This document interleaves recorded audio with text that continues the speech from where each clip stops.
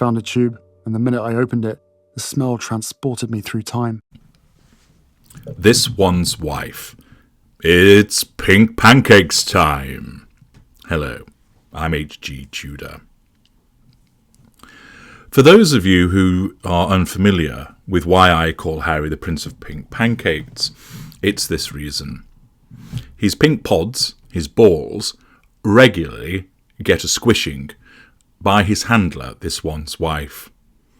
It is my way of describing the way that she has his balls in a vice-like grip, and when he does something that she doesn't like, she gives them a good old squeeze so they become flattened to pancakes. And there you are.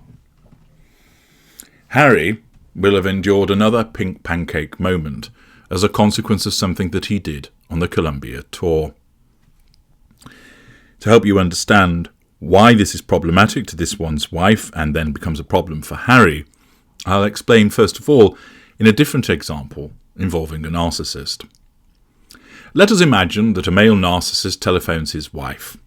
She does not answer the phone. He has sought to assert control over her directly with this telephone call. Her failure to answer wounds him. The wounding is not significant, but nevertheless it wounds him, because it signals to him that he's not important because she's not answered immediately. The reason she has not answered is because she's up to her elbows in cake mix, making a cake for the narcissist, but he doesn't know that. Simply, his narcissism tells him that she is a disgraceful, treacherous, horrible wife who is probably being slipped a crippler by the gardener. This ignites his fury. He tries to call again, his narcissism seeking to assert control over his wife with another direct assertion of control. She doesn't answer. He is wounded again. He then sends a text message. "Where the fuck are you?" Of course, there's no reply, because his wife is busy. Rather than him think, well, she's probably busy and she'll get back to me in due course, his narcissism doesn't allow him to think that way. Instead, in that particular moment, because he's been wounded, it tells him she is a traitor, she is treacherous, and creates an image of her being up to no good. She's now become painted black.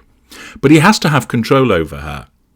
3 times he has sought to assert control directly, and that has failed. Accordingly, his narcissism then moves to the indirect assertion of control, which is the second assertion of control, so that the man turns to his colleague and says, "You know what, I've just tried to call my wife twice, and she isn't answering the phone. She's probably out buying shoes or something stupid like that." He smears his wife to his colleague. The colleague replies, "Oh, that's typical. Too busy spending your money while you're grafting." His response provides fuel to the narcissist and shows that he, a non-intimate secondary source, is under control. But also importantly, what it allows is the narcissist to have a subconscious sense of control over his wife, because his colleague and friend has agreed that she's not a very nice person. Thus, control has been obtained and the wounding has been stopped. But that's not the end of the matter. His wife remains painted black. And therefore, when he returns home later that night, his narcissism essentially says, she is painted black and she must be treated as such and punished. The narcissist is not consciously thinking, right, because she didn't answer the phone this afternoon, I'm going to be horrible to her tonight. But rather, he just regards her as an unpleasant person because now she's viewed through the lens of being painted black. As you know from my work, the narcissist only has 2 settings in relation to people. You're either painted white or you're painted black. There are no shades of grey. Thus, when he walks in and his wife says, "Hello, how's your day been?" an innocuous and pleasant inquiry, it is seen through the lens of being painted black and therefore is viewed as a threat to control. "What would you care about how my day has gone?" he retorts. The wife is taken aback. Why is he being so hostile? "What's the matter?" she asks, genuinely concerned. "Oh, now you ask what's the matter. You don't really care about me." His responses are always geared to be nasty to her because she's viewed through the lens of being painted black. and she receives an unpleasant series of responses from him as part of the way that the narcissism effectively causes her to punish her. Thus, the issue of control was achieved earlier to stop the wounding, but that resulted in the wife being painted black. And now, because this is their first proximate interaction since being painted black, she then receives the malign behaviour.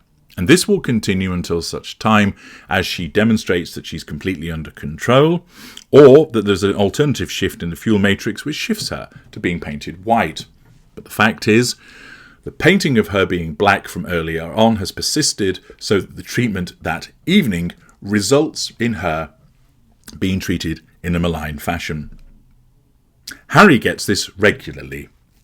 One instance where this will have occurred is in relation to the attendance in Colombia, where Harry was seen resting his arm on the back of an translator's chair. This occurred when the Duke and Duchess of Sussex were at the Zapata National Centre for the Arts in Bogota, and they watched a tribal dance show. Harry was seen speaking to a translator repeatedly, and he then rested his arm on the back of her chair. There's nothing untoward in relation to that, but what is interesting is the fact that he's not resting his arm on his wife's chair, which is indicative, of course, of the way that he's feeling towards her. It's not the case that Harry isn't necessarily looking to make a move on the translator, but rather he just feels well predisposed towards her. Keep in mind that this is an individual who's been repeatedly devalued, and therefore, when he finds somebody that speaks to him in a pleasant way, who's actually kind to him, he responds to that. Not in wanting to try and slip her a crippler, but just in terms of continuing the conversation with this person, because it's actually a place of safety and relief for the victim. It's often the case that many victims of narcissists will forge a friendship with somebody else to escape the vitriol that is occurring in relation to their main relationship. It might be that they spend a lot of time playing games on their computer, because the computer doesn't shout at them and be nasty to them. It's a place of safe refuge. And given the fact that Harry is in a repeated sustained devaluation, which means away from the public, this one's wife will be treating him badly, it will cause him to respond favourably to anybody that basically shows him patience and kindness, as the translator did in simply having a conversation with him. He's not made of stone, and therefore his response is to continue to talk to her and put his arm on the back of the chair.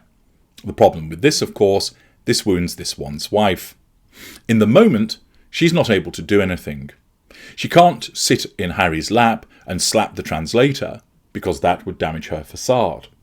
And therefore, her narcissism will deal with that by simply deciding, I'm going to ignore what's going on. And thus, because it's her decision to ignore it, that gives her that subconscious sense of control. However, similar to the example I gave you about the narcissist telephoning his wife, Harry is now painted black. Facade management means that she will be civil and friendly towards him in front of other people, but the narcissism will want to treat him badly once that facade management is switched off, which means that later on, when they're away from other people viewing them, it'll be time for her to squeeze those pink pods and turn them into pink pancakes. Indeed, as somebody observed on X, sitting very close to the translator and with his arm around her chair, "Oh dear, Harry will be in for it when he gets home." Another one stated, "I'm sure Harry got the wrath of this one's wife about this." And indeed, that's what have happened.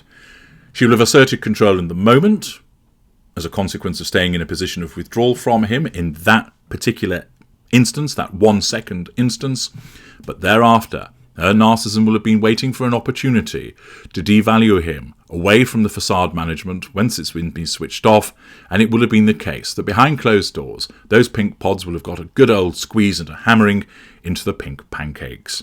Once again, you're able to understand the dynamic between these two individuals as a consequence of understanding her narcissism. I'm H.G. Tudor. Thank you for listening.